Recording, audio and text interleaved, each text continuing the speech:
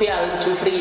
Kali ini aku mau nepatin janji aku nih yang kemarin katanya mau ngasih part 1 dari lanjutan konten pengabdian di daerah pedalaman di Riau. Oke, kali ini aku juga mau share banyak lagi cerita-cerita karena banyak yang request katanya kurang panjang kak yang lebih lengkap dong kak join programnya gimana kak. Oke, kali ini aku bakal share ke kalian semua, tapi jangan lupa harus support channel aku dengan cara like, comment, share, plus subscribe dan nyalain notifikasinya. Ya.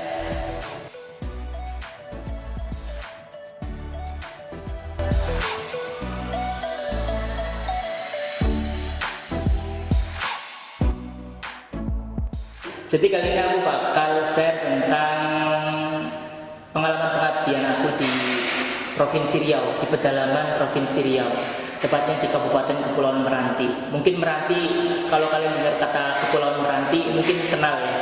Tapi tempat aku mengabdi itu lebih jauh lagi, sekitar 1-2 jam kalau naik perahu, speedboat ya, ke tempat namanya Pulau Rangsang. Nah, di sana tempat aku mengabdi.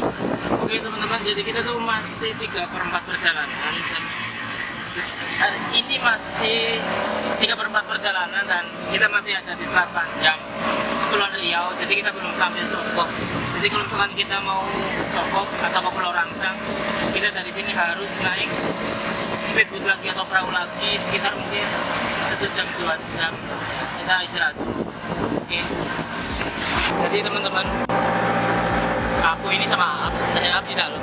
Ini lagi perjalanan menuju Dusun Bandaraya ke tempat pengabdian Coaching Peneliti beasiswa pengabdian usaha itu apa. Nah, sebelumnya kita kan dari Selat Panjang. Nah, sekarang kita menuju Dusun Bandaraya yang ada sekolah yang mau kita abdikan. Apa sih bahasanya susah banget. Jadi kita mau ngabdi di sana, kita mengajar di sana dan kita sekarang dari Selat Panjang untuk 2 jam lagi menggunakan kapal kayu.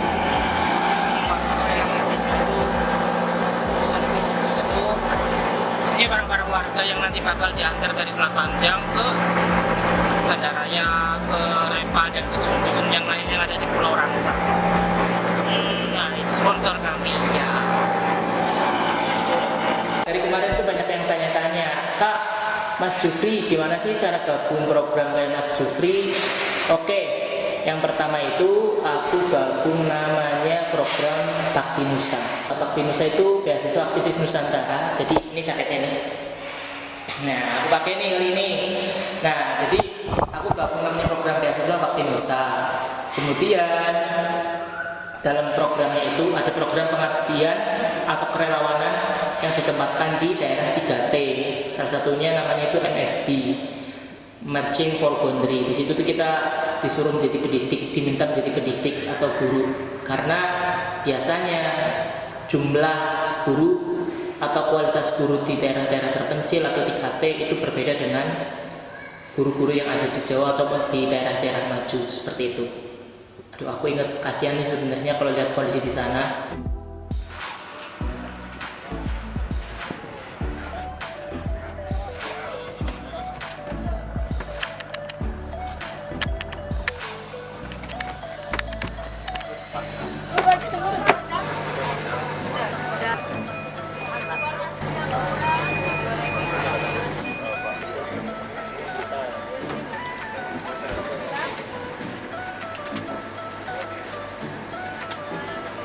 Itu kita naik perahu speedboat sih lebih tepatnya ke desa tujuan kita. Cuman di sini tuh sebenarnya perahunya bagus, cuman sempit lihat nih. Nah, aku sama temen aku itu dari Undip mantan Presma cuy. Nanti ya kamu tahu kan sendiri kan kalau Presma gimana, sok sibuk. Nah, jadi nanti tuh pokoknya kalau misalkan kalian ke Pekanbaru, jadi tuh kalau mau ke Kepulauan Meranti atau ke Batam kan kalau pesawat mahal. Nah, jadi pakai cara alternatifnya pakai perahu speedboat. Jadi sekitar satu orang itu tadi 2 orang 324, berarti sekitar 160-an. Iya, 162 atau 100. Ya 150-an deh. 170 ya 170 itu paling mahal kalau misalkan kita pengen naik speedboat dari ya kita juga sebenarnya wajib pakai pelampung loh. Murah juga pelampung. Kapan sih pelampungnya aktornya dulu? Siap.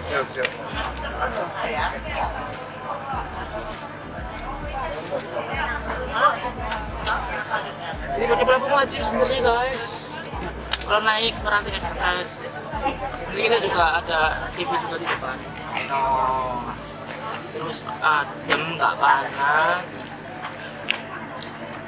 Mabuk. Because this is our stay, so we make a vlog for this journey. Thank you. Bye.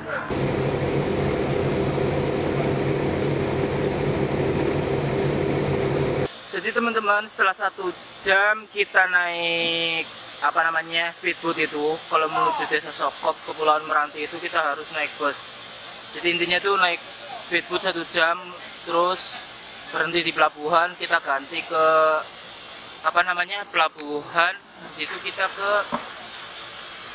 naik bus ke Buton, habis ke Buton terus baru kita nanti naik speedboat lagi. Nanti akan aku tunjukin ke kalian.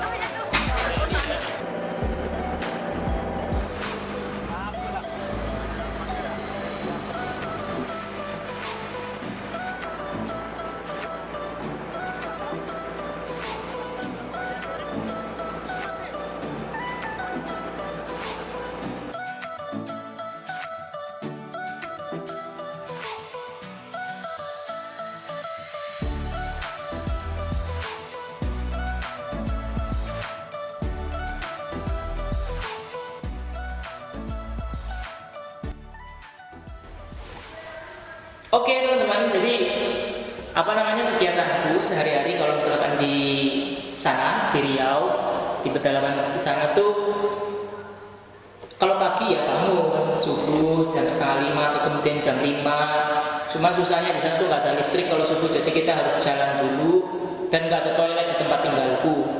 Jadi ya harus jalan dulu bawa senter, bawa HP biasanya teman-teman. Jadi mau gimana lagi?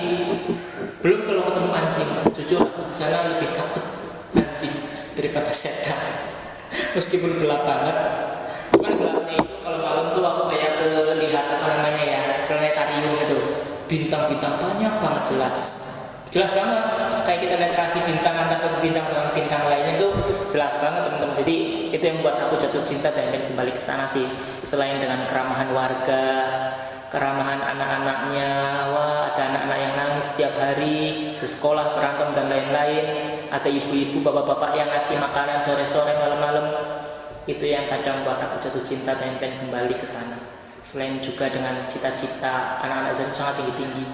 Tapi kadang akses sama akses pendidikan, akses kesehatan itu masih sangat terbatas. Oke, jadi kalau pagi kan aku bangun, kemudian habis bangun ya sholat subuh, baca Quran sebentar. Biasanya aku tuh tidurnya nanti aku tunjukin mau tur rumahku di sana seperti apa. Itu sebenarnya rumahnya warga aja sih, dipinjemin. Aku sama Ab tinggal berdua di situ, ada dapurnya, ada kamarnya, ada ruang tengah buat belajar sama anak-anak atau sama warga yang mau ngobrol sesuatu, itu di situ.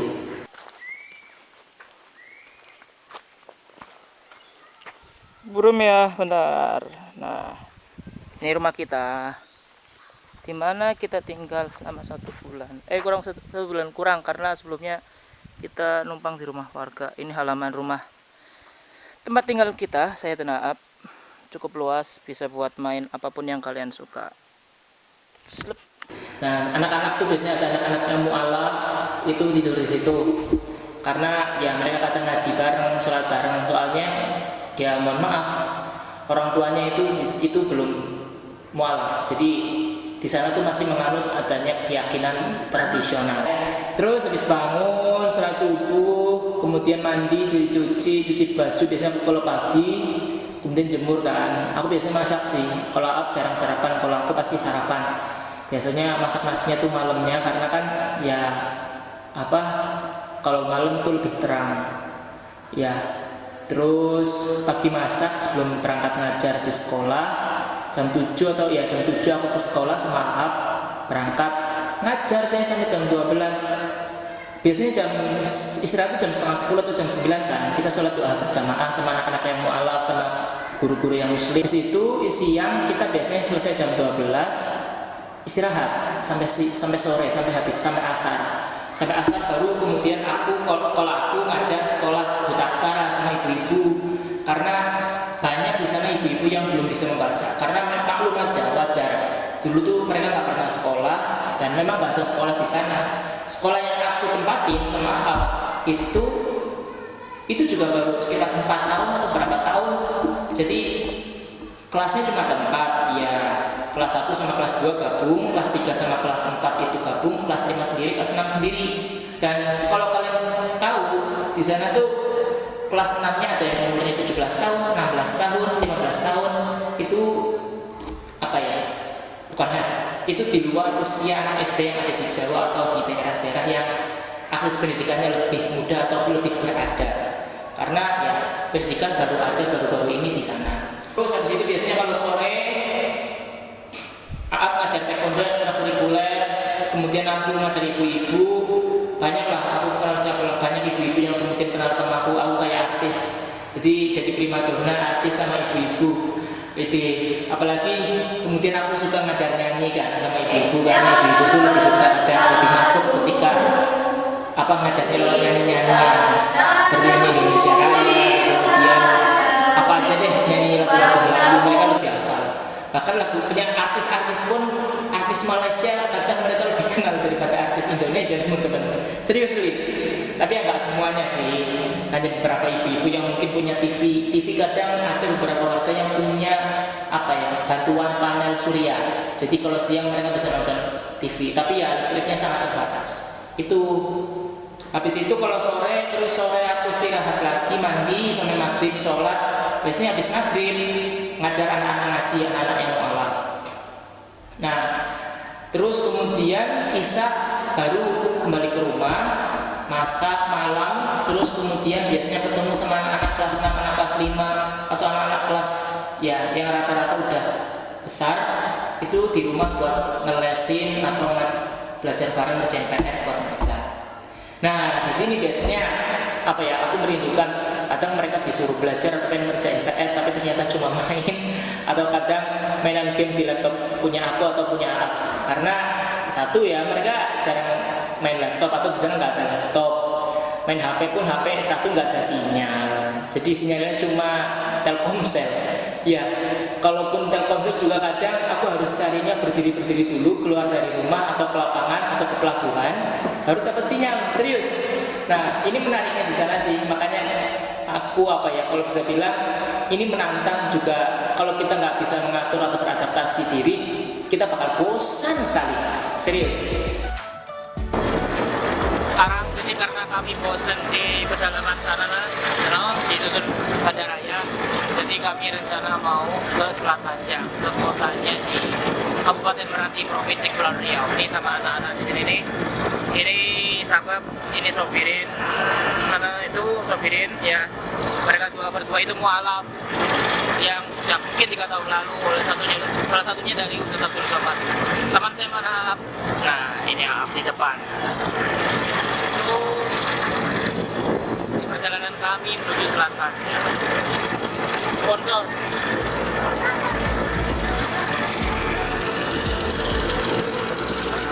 Oke teman-teman, jadi itu video kali ini. Jangan lupa subscribe, like, komen, selalu dukung channel aku biar aku bisa ngasih konten-konten yang bermanfaat dan menghibur buat kalian ya. Untuk kalian yang masih di rumah aja atau kalian yang sedang work from home, belajar dari rumah, terus semangat. Mungkin konten ini bisa menghibur atau menginspirasi kalian. Yeps.